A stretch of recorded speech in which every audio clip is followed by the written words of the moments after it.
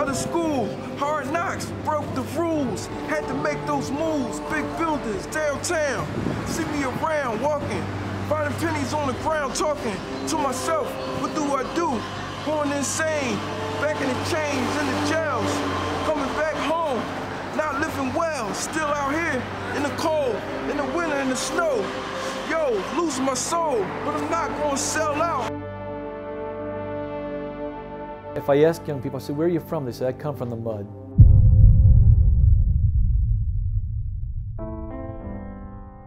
To grow up walking over thousands of needles as you walk, to see people in the streets dying as you're walking to school. My name is Michael Grogan, and I live in the poorest neighborhood in America with one goal, which is to pray with gang members, young people who have been in the streets, who have been involved with crime, and to bring them to Jesus.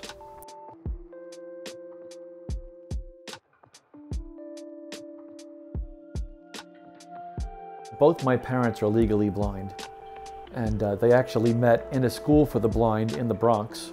I always say they met on a blind date. And they had 5 of us.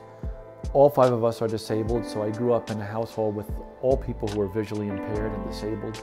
I ended up on a youth retreat in 1993 called Youth 2000. They had the priest walking around with the Blessed Sacrament and the humeral veil hanging from the monstrance, and they invited each one to touch the hem of the garment for healing. And when I reached out to touch, I had this experience where I could see with perfect 20/20 vision. I couldn't turn my head to the right or to the left. All I could stare at was the monstrance.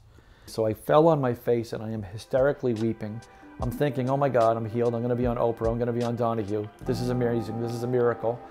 And when I picked my head up about 15 minutes after just sobbing, back to being legally blind. It was almost like the Lord was saying, the only thing you need to see clearly in this life is me. And from there on in, my life has just been non-stop for Him. Where you been? I've been around. I've been at 7-Eleven. All I have right now is this, but I'll see you at 7-Eleven. Okay. Okay. Good to I see you. missed you. So I moved into Kensington 3 years ago on September 15th. This is my beginning of my 3rd year here. I have never seen this level of poverty in all the places that I've been. On my street alone, we've had 12 shootings since I've moved here. On my block, on Emerald Street, just going up and down since I've been here. The very first one happened the very first Christmas Eve that I was here. On Christmas Eve, I heard gunshots, and a father was drunk and shot and killed his 15-year-old son. The police came a few minutes later. The father was combative. They shot and killed him. That was around 12:30 at night on Christmas Eve. There's a lot of dangerous places, dangerous people out here, so you do have to be careful. Like year ago, middle on a block, it was a big shootout. Like, I was on my porch and they just started shooting over a screwdriver. The addiction to see people in the street here, so I mean not just 1 or 2, the sticking needles in their necks and their arms. The big thing here is heroin, and unfortunately a lot of the heroin is laced with fentanyl, which is why we have so many people dying in the streets. You can walk and see so many bodies in the street, and some of them, you might be walking over a dead person, an overdosed person, and not even know it. And it's so common here for an ambulance to come and take somebody who's overdosed of heroin. We have people, dozens of people here a week for sure, but I would say a day, at least 4 or 5 who are overdosing on heroin and dying every day. I was struggling with my oldest grandson because he had dropped out of school. He was in the streets. It was like, I was sleeping like in a car, and it was like winter time, so it was like, that was back in when Philadelphia snowing. It was like high, like to your doors, like literally to your doors. So like getting out that car, sleeping in that cool car. Kids not going to school, I mean, in grammar school, 11-year-old kids that just don't go. Nobody, I mean, I've just never experienced anything like it. Like most people just coming and going, so like, I didn't really care who stayed or who went. But it is nice if somebody would stay. Yeah. The big wound here is fatherlessness. that they don't know their father, their biological father. They feel orphaned. They end up in the streets, some of them in gangs, some of them selling drugs, some of them in gun violence, some of them on drugs, and some different various combinations of all of the above. Every baptized believer is a priest, a prophet, and a king. And I come as a prophet to the young people in the streets. And I have one message, and my message is, I know who your father is. I know your dad. And then I introduced them to their father.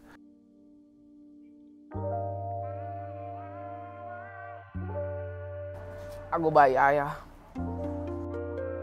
Always lived around here.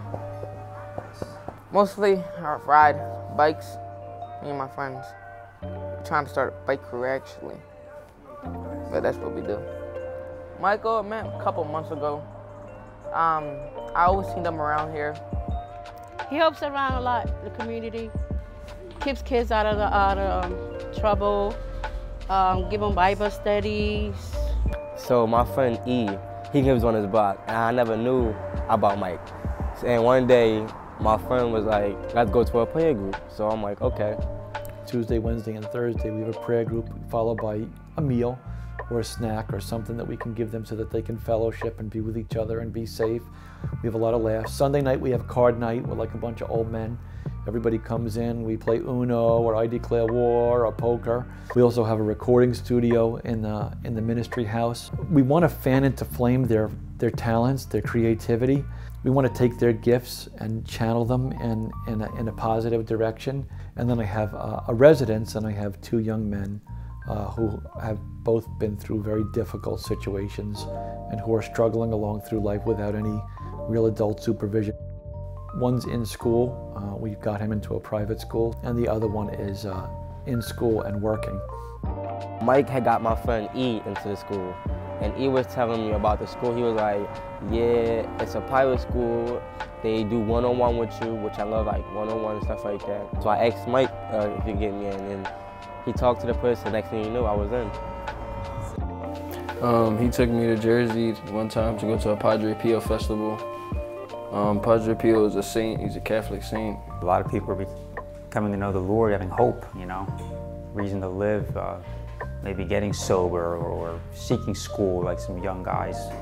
He's helping and encouraging them to go to school, get jobs, not just be on the street or drug addicts, try to reverse this cycle of poverty and addiction that we see a lot in cities. And there's light shining out of the darkness, you'd say.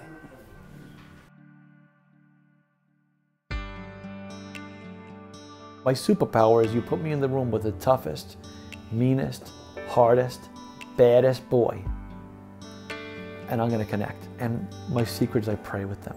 I pray with them. I don't tell them about Jesus. I bring them to Jesus. And he does it. That's that next generation growing up, that he can make an impact and help them to, encourage them, do your homework, go to school, to get to be a good person and function in society without staying stuck. I call him my guardian angel. Yep. I even tell my kids, I got a guardian angel. I never believed about that, but Michael really is my guardian angel.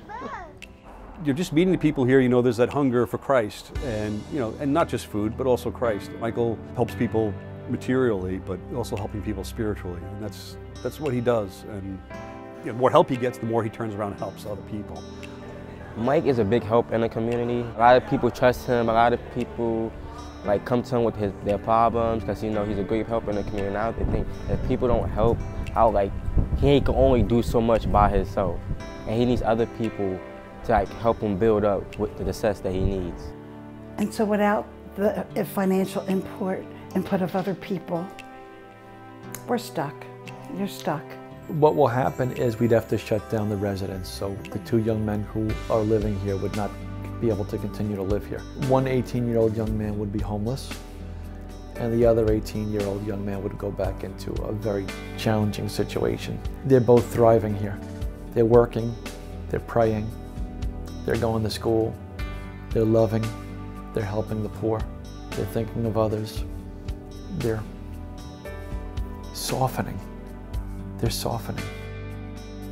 Nowhere have I seen such a direct impact for the money that I've donated being used for good.